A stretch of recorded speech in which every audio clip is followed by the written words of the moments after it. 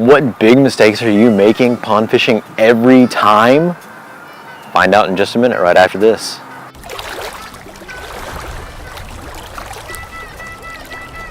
All right, what's up there, YouTubers? I am Herschel, the large-mouthed angler, and we're going to talk a little bit about pond fishing mistakes. I do quite a bit of it, a little bit of an urban angler, I guess you would say. There's a bunch of retention ponds and everything. This is one just right behind me right now, in a lot of neighborhoods in my area. They use them for drainage and everything else, but they are great for catching bass. But I just want to give you some quick tips and tricks that I have learned over the years that will help you catch more fish. Fishing a pond or bank fishing the right way starts before you leave the house, okay? So you've got your favorite chartreuse fishing shirt on, you know, it's, oh man, it's perfect, it's the performance one, it's got that fish on the back, so when people see you out there, oh man, they know you're a fisherman. Okay, great. Take it off and leave it at home. You want to wear something dark, kind of like what I'm wearing right now, maybe even something camo, that's my favorite color, or something that's going to match your backgrounds, whether it's a green or a light or a blue to match the sky. Think about how the bass is looking up at you, and you want to try and match those surroundings that they're going to see. When you're wearing something bright colored or anything like that, you're just going to stick out like a sore thumb against everything else. Another mistake that a lot of folks make when it comes to pond fishing is bringing everything. Some guys get used to the boat and they just decide to unload all the tackle off the boat. But that's crazy. Okay, so what I like to do is get a few little tackle boxes together. I actually carry a tackle bag that's sold at actually most stores, but you can get any kind of bag and put it in. Some people like to carry a backpack or whatever it may be. I like the bags because they're very lightweight. You don't carry a lot or anything else with them. The bag versus the backpack, I can set it down a lot easier so that I can walk around and fish. I usually set it by a tree or something, that way I can fish for a while without having to keep carrying it around. Just make sure that if you are going to do that, that you stick your pliers in your back pocket or something, because when you do land something, you don't want to have to rush all the way over, drag the fish all over in order to get it off the hook. Okay, now that you're ready to actually get there, the first thing that I do when I arrive to any lake or pond, whatever it may be, is I start looking around at the structure. I'm going to look for things that are very bassy, okay? So like right behind me right now, there's some of the grass along the edge there. I'm going to look for different types of structure, whether it's stumps, trees. This particular pond that I'm at right now has actually just been cleaned recently. There was one spot that I used to fish at a lot and caught tons of fish on that was full of vegetation, but they cleaned that all out. So don't always assume that even if you've been there before that the same exact stuff is going to be there. Another thing to look for, sometimes if you can see some of the other edges over here, there's nothing that you're going to get along that. So you need to start picking at the little nuances that are going to be in that structure. Not actually the structure, you're going to pick at the little nuances that are in the edges of the pond and everything else. And so start to notice how the sun is coming across. Is there any shade? So the shaded areas will probably have a better chance of catching something.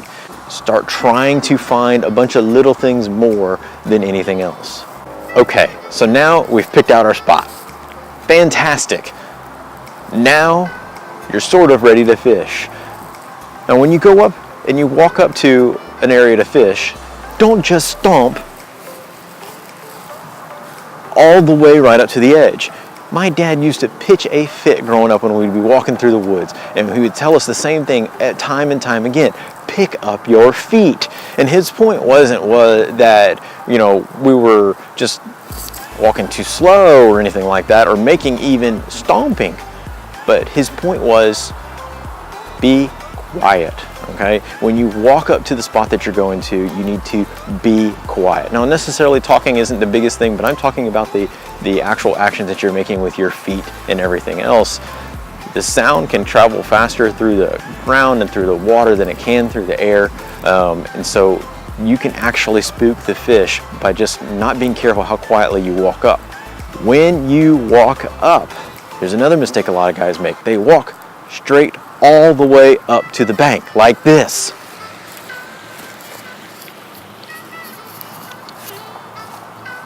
I don't know who holds their fishing pole like that when they get to the edge, but they walk all the way up to the edge and then they start casting. I can't tell you how many times I've caught fish within maybe a foot or two of the edge of the bank. We went out walking in my neighborhood the other night and looked at one of the little ponds, and it was just amazing to see all the little swirls and everything right along the edge that you could see. Those were fish. They're right there too. So when you get there, step back a few feet from the bank and make a few casts right there into the first little area. Okay, you've picked your spot, and now we're gonna start getting in nice and close. Typically what I will do is I will start pitching an area close by, maybe just the first 5-10 feet out, whatever it may be. I typically, personally, I just like to use a Texas rigged worm a lot, but anything that you are comfortable with doing like that, just to pitch in that small area. Okay, you fished the stuff close by, now it's time to move further out. A technique that you really need to learn when it comes to bank fishing is called fan casting. Okay, think about a fan making a semicircle. That's exactly how you want to start casting. You want to cast in a fan across the water. So picture that fan out across the water itself, okay? You got a fan right there. And that's how you want to start casting. Now, a lot of times people will tell you that technique, you start from one edge of that fan and go all the way around. And I'm going to tell you not to do that. What I have found that works better with that technique is to start at one edge of the fan, casting parallel to the bank, and then switch completely the opposite side of the fan and fish the other side of the bank parallel as well. In other words, I start my way on this part of the fan, and I work my way in like that, just going back and forth to either side of the fan itself. Another mistake that many pond fishermen will make as well, even though they've got the fan casting down and everything else, they love to chunk it out as far as they possibly can. My goodness.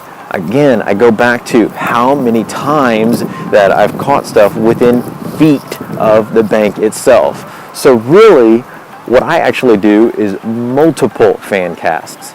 Break apart the water that's in front of you into different areas. And so what I mean by that is that there may be fish in a 5-foot zone in front of you, a 10-foot zone, a 15-foot, a 20-foot zone out in front of you. Break it up into different rings or different fans further out and cast to those fans. So start with your short fan, move out to your longer fan, and so on. I know sometimes that we get impatient and everything else, but if you think of it this way, say that you cast all the way out and you end up catching a fish pretty much almost immediately on a reaction strike. Awesome, you've caught a fish, you reel that thing in, but you've now just disturbed all that water bringing that fish in. You've definitely spooked other fish that could have been that area that you could have caught first. So if you want to get more catches, then make sure that you start shorter and move out further. One last thing that I want to say is start analyzing what's going on whenever you cast. One time my wife and I hosted foreign exchange students from China, and this is before I had any children, but they wanted to call us mom and dad. And I remember one time one of them going, "Dad, Dad, Dad, Dad," and I never answered them. And they finally go, "Dad, pay attention." That caught my attention, all right? I'm telling you, pay attention. Pay attention to the little things whenever you've been out here fishing. What's the weather like? Did I actually get a bite?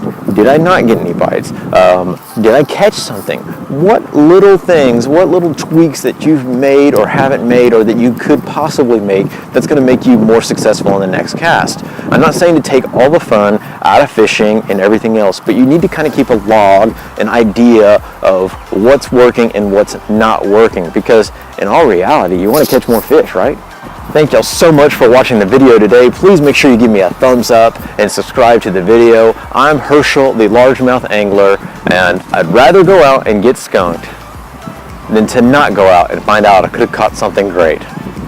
See y'all later.